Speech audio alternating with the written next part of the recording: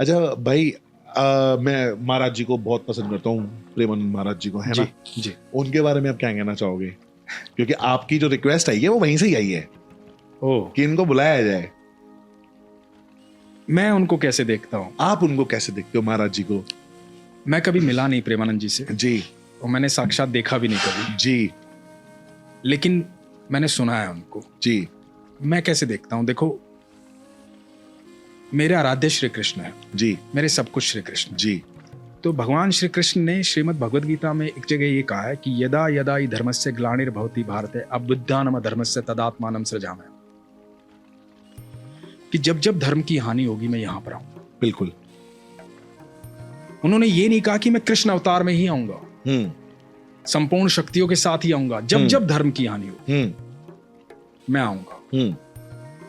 तो जो बड़े बड़े संत आते हैं 5000 साल से, इतने सालों से, जो ऐसे लोग आते हैं जो आकर के दुनिया बदल देते हैं, लोगों को सही राह पर के ले जाते हैं, लोगों को सही मार्ग दिखलाते हैं, सारी समस्याओं से परे ले जाते हैं, वो साधारण लोग नहीं होते हैं। बिल्कुल।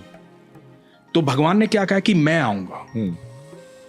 आपको आज एक बात बताता हूं, मेरे हिसाब से जो भगवान ने कहा है कि मैं आऊंगा, संपूर्ण शक्तियों के साथ नहीं, लेकिन जिस समय जिस चीज की आवश्यकता होगी उस अवतार में आऊंगा, उस रूप में आऊंगा। तो प्रेमानंद जी वो है। बिल्कुल। ठीक है।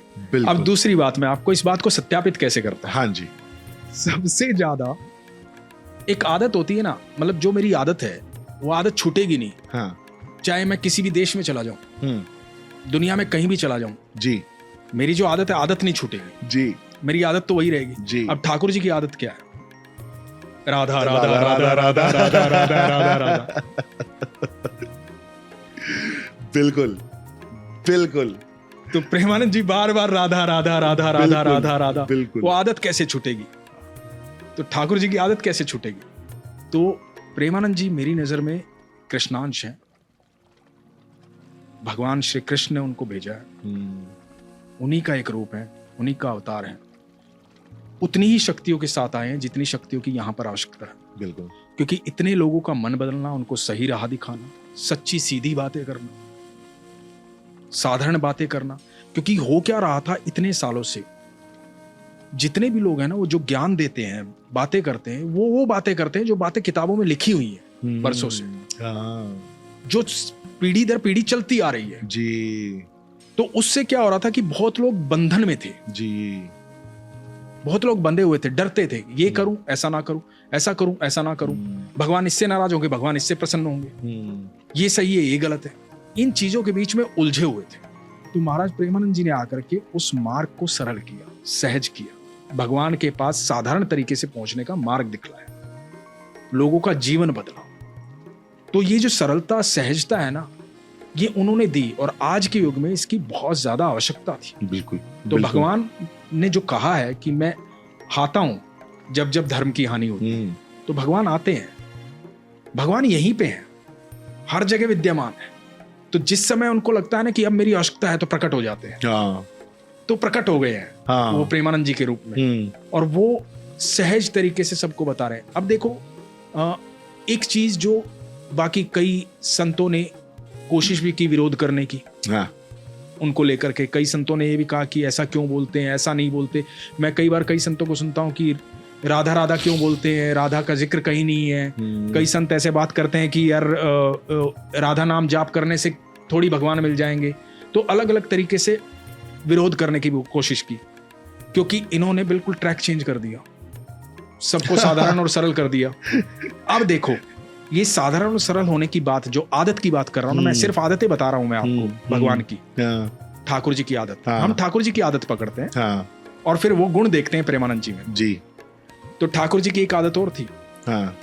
ठाकुर जी 5000 साल पहले आए, तो 5000 साल पहले जो जीवन यापन करने का तरीका था और दुनिया थी, जितनी रूढ़ियां थी, रूढ़ीवादी जो दुनिया थी, जितने लोगों के तरीके थे काम करने के, जो नियम थे, उन सारे नियमों को तोड़ने कृष्ण आए थे। बिल्कुल। पूरी जिंदगी नियम ही तो तोड़े उन्होंने। बिल्कुल। सारे नियम तोड़े। बिल्कुल। है ना? तो नियमों को तोड़ने आए थे, तब लोगों को लग रहा था यार ये कौन आ गया। दुर्योधन जैसे लोग समझ ही नहीं पाए। कि ये कहां से आ गया, ये बिल्कुल। ऐसा क्यों कर रहा है, ये बिल्कुल। ज्यादा ज्ञाता क्यों बन रहा है। तो दुर्योधन तो हर युग में होगा ना, हाँ आज भी है, बिल्कुल उस युग में भी था। बिल्कुल। तो वो जो उस समय भगवान करने आए थे, वो आदत थी उनकी कि मुझे नियम बदल देने हैं, इस नियम से दुनिया चली, अब नियम बदल देने हैं, अब दुनिया को दूसरी चीज की आवश्यकता है। बिल्कुल। उसी लिए भगवान ने श्रीमद् भगवद गीता बोली। भगवद गीता बिल्कुल प्रैक्टिकल है, बिल्कुल। वो अध्यात्म नहीं है। मैंने आपको एक बात बोली थी कि अर्जुन को ये नहीं कहा कि तू जंगलों में चला जा, सन्यास ले ले, हिमालय में जाकर के तपस्या कर।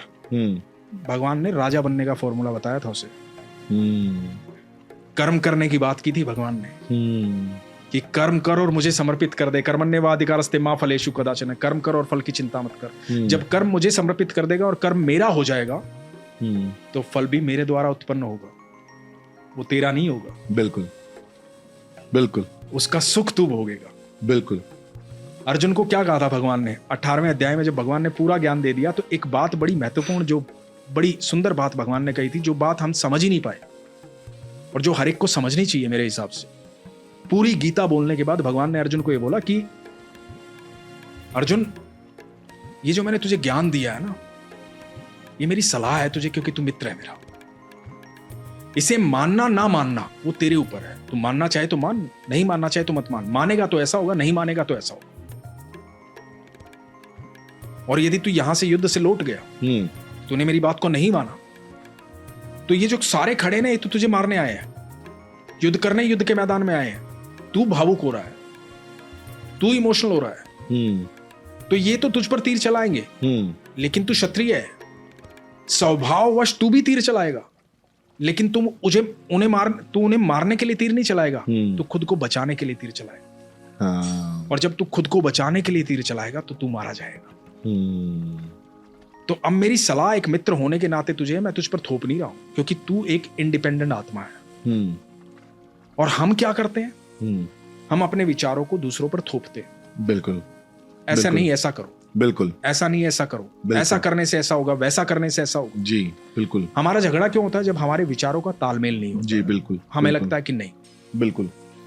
तो हमारा झगड़ा दुनिया से झगड़ा इस बात का कि हमारे विचारों के अनुसार दुनिया नहीं चल रही है, बिल्कुल। हमारा तालमेल नहीं हो रहा। जी। यदि हमारे विचारों के अनुसार सब चलने लगे तो हमारा झगड़ा किसी से ना हो, हम प्रसन्न रहें। बिल्कुल बिल्कुल सही बात है। तो बिल्कुल हम सही उस बात समय ये क्यों ना याद रखें कि यदि हमें लगता है कि हमारे विचार सही है, तो सामने वाले के भी तो सही होंगे, उसे भी तो लगता होगा कि सही है। है। हाँ उसे बिल्कुल। कैसे लगता होगा गलत है? बिल्कुल बिल्कुल। वो गलत कैसे हो सकता है? बिल्कुल सही बात है। तो प्रेमानंद जी ने इस युग में, इस समय आकर के लोगों को जीवन जीना सिखा दिया है।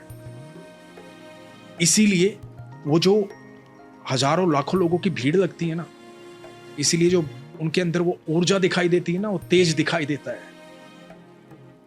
वो तेज भगवान श्री कृष्ण का है।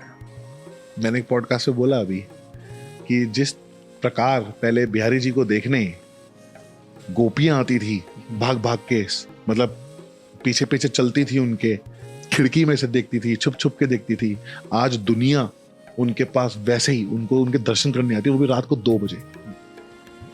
कृपा है ये।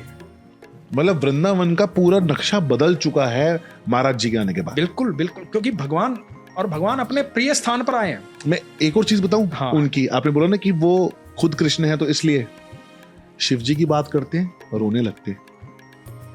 हाँ, क्योंकि वृंदावन का नाम लेते हैं कथा में और रोने लगते हैं। इतने भावुक हो जाते हैं, मतलब उनकी वो आवाज में जो आता है ना, वो हमको रोना आ जाता है कि इतना प्यार। ये संबंध जो है ना प्रेमानंद जी का, ये जो संबंध है ना, ये इस जन्म का नहीं है। बिल्कुल। ये कई जन्मों की यात्रा है। एक और चीज बताऊं,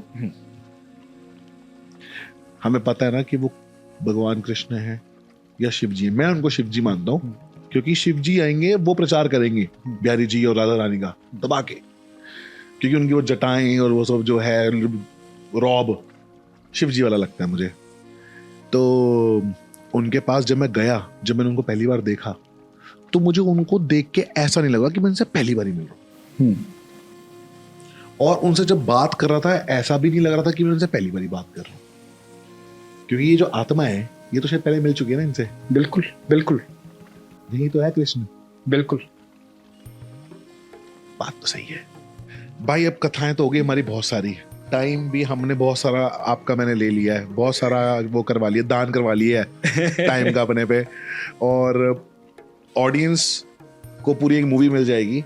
अब एक लास्ट बात करेंगे, अब आपके प्रोफेशन से रिलेटेड करेंगे थोड़ी सी। हाँ, आपने संजय लीला भंसाली के साथ काम किया है और 3 प्रोजेक्ट्स किए हैं, उसमें आपने ज्यादातर मुस्लिम्स का रोल प्ले किया है, मोहम्मदन का रोल प्ले किया है। हाँ। आप हो बिहारी जी वाले, बिहारी जी की कथाएं बताने वाली, राधा रानी की कथाएं बताने वाली। आपको लोग ऐसा, देखो मैं हूं भक्त आदमी, तो मेरे लिए तो मुसलमान भी वही है, हमारे लिए तो बिहारी जी है, सेम ही है, हर इंसान में बिहारी जी है। पर ऑडियंस के लिए, जो ऑडियंस ऐसा बोलती है कि why are you playing those characters when you are totally सनातनी हिंदू, यू नो, क्या कहना चाह रहा हूँ समझ में? देखो मैं बड़ा सही प्रश्न है ये जी देखो। पहले तो मैं एक अभिनेता हूँ और किरदार मेरा कर्म है, जी तो और वही मेरा धर्म भी है। जी ठाकुर जी ने कर्म की बात की है, जी तो किरदार को तो एक सेकंड के लिए मैं साइड करता हूँ जी कि वो तो जिस तरह के किरदार होंगे मैं अभिनीत करूंगा उसको, जी। मेरा काम है जी अभिनय करना। जी लेकिन एक बात, मैं ये हिंदू मुसलमान वाली बात पे एक बात कहना चाहूंगा हाँ कि देखिए, मैं क्या मानता हूं कि अनंत ब्रह्मांड के रचयिता श्री कृष्ण है। जी तो इस अनंत ब्रह्मांड में ऐसा कुछ नहीं जिसे श्री कृष्ण ने ना रचा हो, बिल्कुल है ना? बिल्कुल। तो इसका मतलब जो बाकी दूसरे धर्म हैं, दूसरी जातियां हैं, दूसरे मनुष्य हैं, दूसरे जीव हैं, वो भी सारे श्री कृष्ण ने बनाए हैं, बिल्कुल ये मैं मानता हूं। जी और यदि वो लोग ये मानते हैं कि सारी दुनिया को अल्लाह ने बनाया है, हाँ अल्लाह ही सब कुछ है, हाँ तो फिर हमें भी अल्लाह ने बनाया है, हाँ ये उन्हें मानना चाहिए, बिल्कुल बिल्कुल है ना? बिल्कुल तो जब इतना मानने की क्षमता आपके अंदर आ जाएगी हाँ कि आप इस भाव से देखना शुरू कर देंगे कि पूरी दुनिया में ऐसा कुछ नहीं है जो मेरे ईश्वर ने नहीं बनाया। हाँ जैसे मैं मानता हूं कि सब कुछ मेरे कृष्ण ने बनाया है, सब कुछ मेरे कृष्ण ने बनाया, तो कुछ भी अलग नहीं है मुझसे, वो मेरे ईश्वर की रचना है। तो मेरे अंदर उसके प्रति विद्रोह कैसे आ सकता है? कैसे वो घटना घटित हो सकती है कि मेरे अंदर नफरत पैदा हो जाए? बिल्कुल, क्योंकि मुझे मेरे ईश्वर की रचना से प्रेम है, मेरे ईश्वर से प्रेम है। तो मैं तो हमेशा यही बात कहता हूं कि आप भले ही अपने अपने तरीके से बिलीव करो, लेकिन बिलीव तो पूरा करो।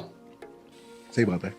आप विश्वास रखते हो तो फिर या तो ये मान लो कि तुम्हारा जो है तुम्हारे ईश्वर में शक्ति आधी है, हाँ, क्योंकि फिर आधा आधा हिसाब किताब है। आधा हिसाब किताब हुआ है कि और ये मानते हो कि मेरा ईश्वर संपूर्ण जगत का मालिक है, हाँ। तो ये मान लो कि सारा जगत अनंत ब्रह्मांड उसने रचा है। तो मैं मानता हूं सब कुछ कृष्ण ने रचा है, सब कुछ कृष्ण का है। वाह वाह, इतना सिंपल, इतना नाइस आंसर क्या ही हो सकता है, मतलब इससे ज्यादा नाइस आंसर क्या ही हो सकता है।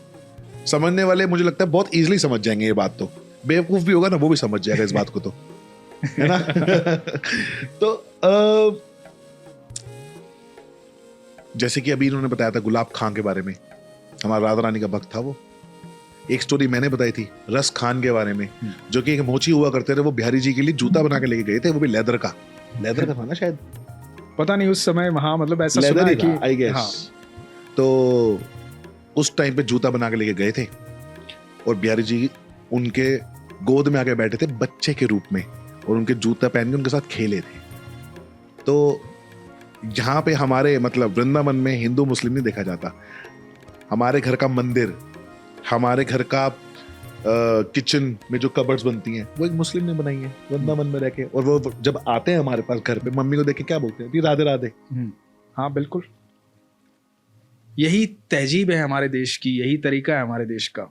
हमारे लिए हमें समभाव में जीना सिखाया जाता है। ईश्वर ने हमेशा ही बात कही है, आप समभाव में रहिए, सरल भाव में रहिए, सहज भाव में रहिए, बिल्कुल सबको समान रूप मेरे से। दिमाग में क्वेश्चन आ रहा है आखिरी, हाँ बोले, आखिरी बोले। पता नहीं कैसा क्वेश्चन है, क्योंकि ये मैंने अभी एक शुभांकर जी का जो पॉडकास्ट होता है ना, जो भी उनके साथ एक मोहम्मदन